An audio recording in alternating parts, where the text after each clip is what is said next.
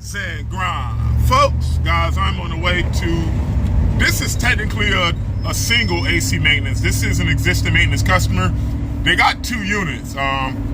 We did some work on each one of the 2 units. They got 2 Rheem 80% furnaces and 2 Rheem split AC units. One does a majority of the first and second floor, and they got a second smaller unit that only does like 1 or 2 rooms. That second unit in the attic, I remember we replaced an inducer motor up there last winter, and last summer, guys, this is the unit that the customer has under agreement. The first floor unit, I think we had to go out there and add refrigerant. This customer wanted to get this AC checked out before the weather gets warm to make sure that what we put in didn't leak back out. So, guys, technically I'm only here for the main area unit, but I'm going to check out the second unit as well just to make sure, you know, there is no recalls or nothing that can happen in that attic. But stay tuned, guys. I'm almost there right now. I'll see y'all when I get inside. All right, guys.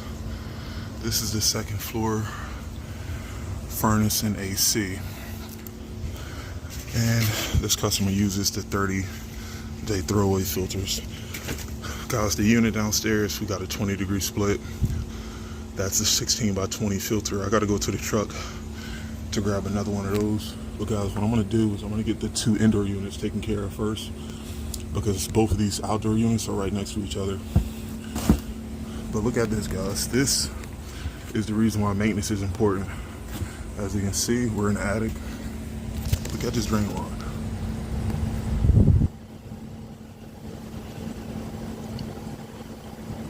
Now, last year we didn't come up here to do the maintenance. The only thing that was done with this unit was, I think the inducer motor was locked up last winter. But guys, this drain line looking like this with no flow protection, 100% at some point this summer, once the humidity gets higher, for sure this drain line is going to back up, and the customer won't know about this until after water is coming down the ceiling on the second floor. So what I'm going to do is I'm going to check this filter. I got to get that 16 by 20 for the downstairs unit, and I'm going to get my gallo gun, and we're going to do our thing here and flush this drain line. All right, guys, let's get to it. I'll be back. All right, guys, filter is still clean, which is great. Now I'm going to keep this off, and let's go to the truck. What I need: gallo gun, filter, and drains downstairs. There's no P-trap. I'm gonna show y'all that when I get back down there. All right, guys, let's get to it. I'll be right back. Got our brand new filter. This is our first floor setup here, and this isn't much of a drain setup. No P-trap. I did hear this pump turn on. The customer said that they ran this main area AC 2 days ago and it worked fine. So safe to assume that, of course, there's a bunch of webbing in the breathing space, but this pump still seems to be functioning fine. But guys, what I'm gonna do is I'm gonna put this filter in, and we're gonna go in the attic. I'll be right back. All right, guys, you hear that? This is a good sound. Now, of course, there will be standing water in the P-trap. This customer was using both of these units for the past 2 days when it was 90 degrees, but this customer did say that he seldomly uses this unless it's on real hot days, because remember, a majority of the house gets heated and cooled from the unit downstairs. But nonetheless, better safe than sorry, guys. I don't care if a customer says they rarely run a unit so you don't have to check something. Think about it like this: whatever you don't check will always 100% come back to kick you in the tail. You don't want stupid recalls in the middle of the summer, guys. Been there and done that. All right, new filter. Drain is good. Let me put the doors back on and check my TD. And I got to go back to the truck and get my tool back before we go outside. Let's get this. We're outside. This is our second floor, smallest of the 2 units. This is a Rheem 13 SEER 2-ton unit. This one is the bigger one.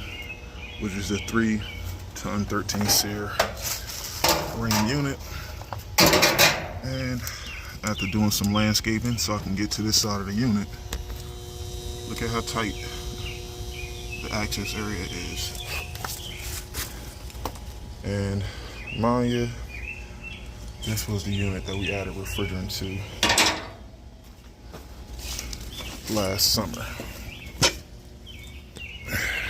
Get out of here. Guys, what I'm gonna do first is I turned the disconnects off. I gotta clean the electrical component area. I think my second floor turned off. I had the customer turn the second floor thermostat on, but the contactor isn't buzzing. This unit wasn't on when I got out of here. I think I might have turned off on the set point, but I'll be sure to turn this back on once I get to it. But nonetheless, I'm gonna get my brush and let's get to cleaning. I'll be right back. I cleaned off the electrical component area and I had the chance to look at my notes. Once again, this is for the second floor, or actually the third floor AC. Guys, this unit doesn't get used as much as the bigger main unit. I looked at my notes. This is a 35-5 cap, and the ratings last year were spot on. To be honest with you, I'm not expecting much, if any, wear and tear on this unit. Both of these units are what, 10 plus? Damn, 2007, sheesh. But I'll tell you one thing, guys, they don't make them like they used to. Both of these units are getting close to 20 years old, but they're still rocking like tanks. And the customer keeps the vegetation, everything away from these units. The only pain in the ass part here is just taking off that door and putting it back on. But nonetheless, guys, I don't think there's much. Since we got a 20-degree split from both systems, I don't think we have a reason to throw on our gauges. And as you can see, this is the drain line from the attic. That's what we want to see, condensate. Guys, what I'm gonna do is I'm gonna clean off. I know that back area has a bunch of debris in it. Let me show you what I'm talking about. Check this out.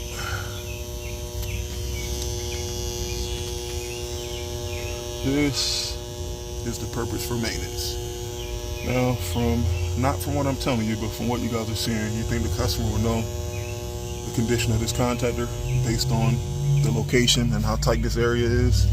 No, that's the purpose of the maintenance. If you get a qualified professional to come out, they can inspect and most importantly, let you know of future issues before a teeny bitty spider crosses two contacts, and now on a 95-degree day, your house is 500 degrees. It happens every time. But guys, let me get to cleaning this off here. I'll be right back.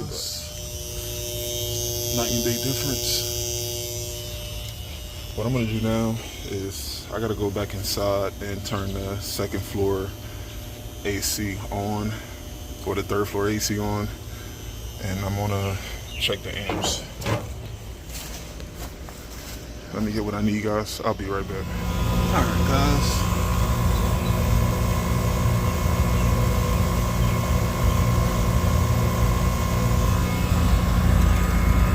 Another 20-year-old unit, under 12 amps, 3-ton. I gotta keep in mind, if this is a 5-ton unit, I'd expect the amps to be a little bit higher. But for a 3-ton, 19-year-old unit, I'll take 10.6 such and such amps. I'll take that any day. And right now, the temperature is going up. It's about 75 degrees out. I mean, guys, I'll base humidity off how it feels in the middle of July. So is there humidity out here right now? Yeah, but I don't think there isn't like a substantial amount of humidity, for one, to produce any condensate, and for two, for these units to be under like any serious load. Now yesterday, what's today, Friday? Yesterday and Wednesday, it was about 90 degrees, which is very unheard of for it to be 90 degrees in April before May. But I'll say yesterday, the customer said that he ran the AC unit yesterday and Wednesday. I'm pretty sure it was definitely some work for these units to do for the past 2 days. But as of right now, my TD inside is spot on. Filters are clean. Both drains are rocking and rolling. Amp draws are normal. I'm pretty sure he has a hose spigot on the other side of the house, but at this point, I don't think hosing down the coils is going to be the recommendation. I think the recommendation is just to keep the vegetation from around the units. I don't want the vines to cause damage to the units. All right, guys, you should have seen how this looked maybe 3 or 4 years ago. You almost needed a hacksaw and some army gear to get to these units, guys. It was a bunch of twigs, stumps, and like, this place looked crazy, but this guy definitely got it cleaned up. So access is key, guys. Access is key. But all right, guys, that's all there is to it. Let me put the doors back on, do the paperwork, and head out to the next call. There you have it. 2 Rheem 19-year-old AC units, still rocking and rolling. We'll see this customer in the fall for the heat maintenance. Until then, we are off to the next one. I'll see you guys on the next one. Peace.